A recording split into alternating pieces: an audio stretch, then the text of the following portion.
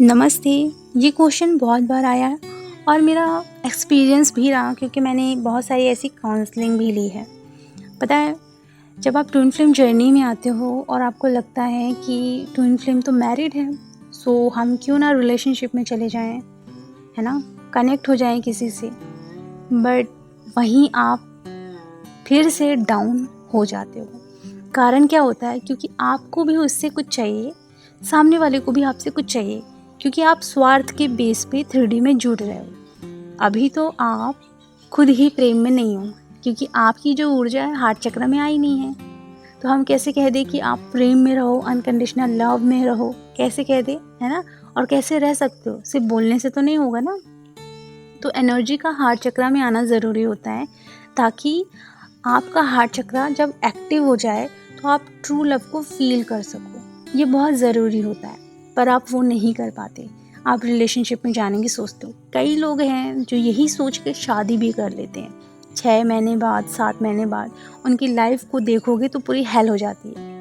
इस जर्नी में आपको कम्प्लीटली इनर यूनियन में आना होता है और बैलेंस में आना होता है। तब जाकर आपको एक संतुष्टि मिलना शुरू होती है।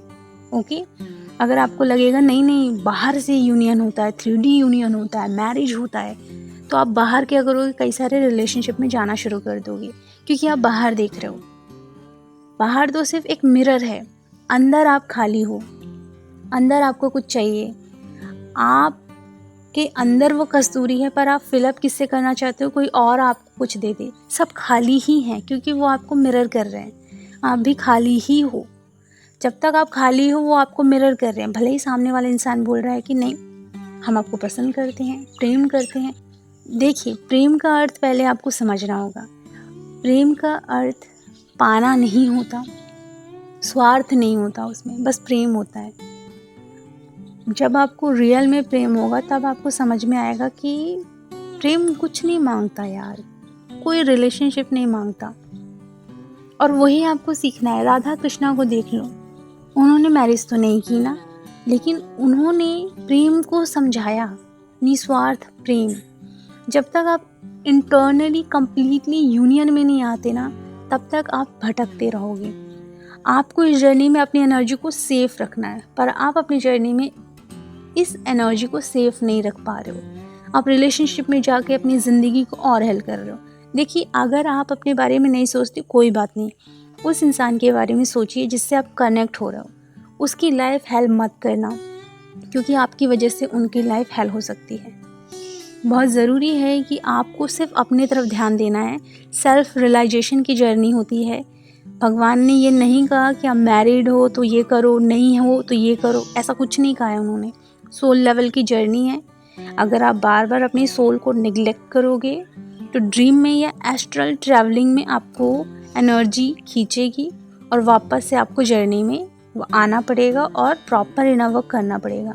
आप दुनिया में कहीं भी भटक लो, आपको सुकून तभी मिलेगा जब आप सेल्फ रियलाइजेशन, खुद के साथ पीस, खुद के साथ रहना आपको अच्छा लगने लगेगा। आप खुद को इमोशनली सपोर्ट दे पाओगे, सेल्फ टॉक कर पाओगे, फाइनेंशियली आप खुद इंडिपेंडेंट बन पाओगे और खुद ही आप अपना सोल पर्पस करोगे। तब आप पीस में आ सकते हो। अगर आप सोचोगे किसी इंसान को मैं ढूंढ लूँ, उसके साथ रहूँ, तो ये पॉसिबल नहीं है। रह सकते हो, कोई प्रॉब्लम नहीं है, पर आप संतुष्ट नहीं रहोगे, ये याद रखना। क्योंकि अभी आप संतुष्टि के लिए ही किसी और के साथ जुड़ रहे हो। आप चाहे कितने सारे लोगों के साथ जुड़ लो, संतुष्टि आपको आपके साथ ही मिलने वाली है। ओके, सो आप लोगों के लिए सिर्फ एक ही चीज़ है कि आप दूसरों की लाइफ ख़राब ना करें। ये जर्नी ऐसी वैसी नहीं है कि आप मूव ऑन कर लेंगे या फिर आप आगे बढ़ जाएंगे या कुछ और मिल जाएगा, ऐसी नहीं है। आपको हर चीज़ खुद ही को देना होगा और डिवाइन से मर्जिंग करनी होगी और कम्प्लीटली रियूनियन में भी आना होगा।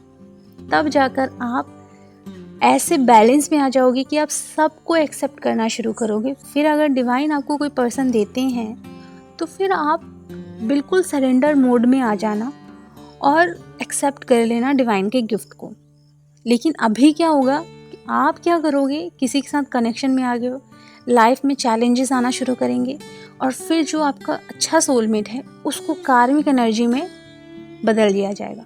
फिर वो इंसान आपको ट्रिगर कर करके इस पाथ पे लेके आएंगे। हाँ जी, अच्छे अच्छे सोलमेट भी कार्मिक बन जाते हैं, याद रखना।